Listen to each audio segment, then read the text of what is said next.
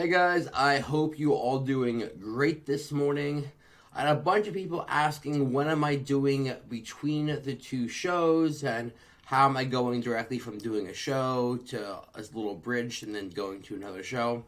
So instead of making a post with writing a bunch of shit, I thought it'd be easier to show you guys my plan. So let's dive right into this bad boy. So my step count before going into peak week was between 16,000 and 20,000 steps a day.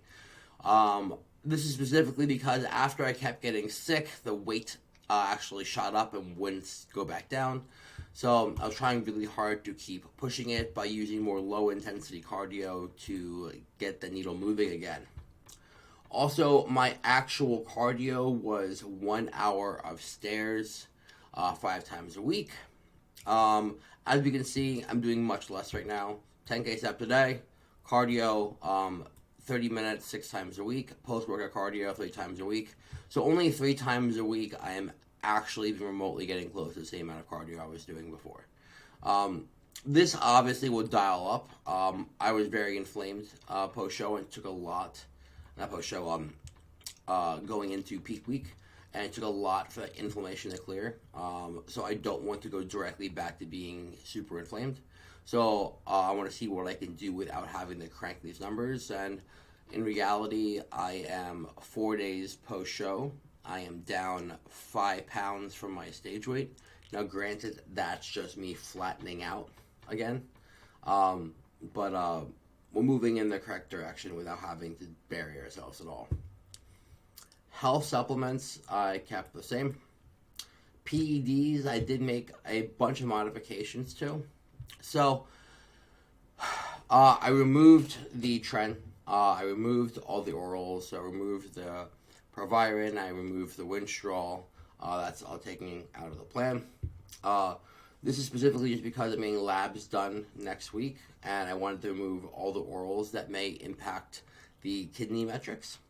And I'm very familiar with how my labs look by just running test and mast.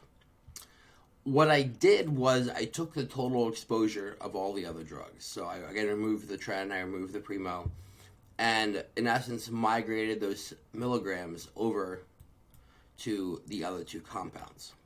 So the total amount of drugs is the same, it's just spaced over less drugs. Less drugs, yes. Now, I kept T3 in just because my metabolism obviously is in the hole from dieting for all these months. And also I don't want to do anything to obviously put on any additional fat. Doing this between now and getting blood work done. So wanted to keep that in, and also lets me know, is this enough T3 to keep my levels where they should be.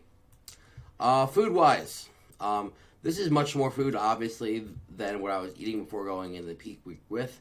But again, I'm still getting a weight loss response from this. I wanted to obviously start with my food a little higher the week following my show. And then obviously start pulling away. This is much more fats than I've had the whole entire prep. If you followed my prep at all, you did notice I talked about how the one thing I wanted to eat was just fats.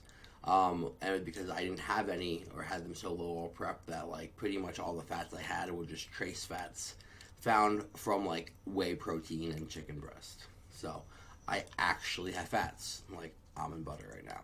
And now the reason why I'm doing fats is because number one, I want to keep my carbs a little lower so I can keep depleting from how full I was for the show.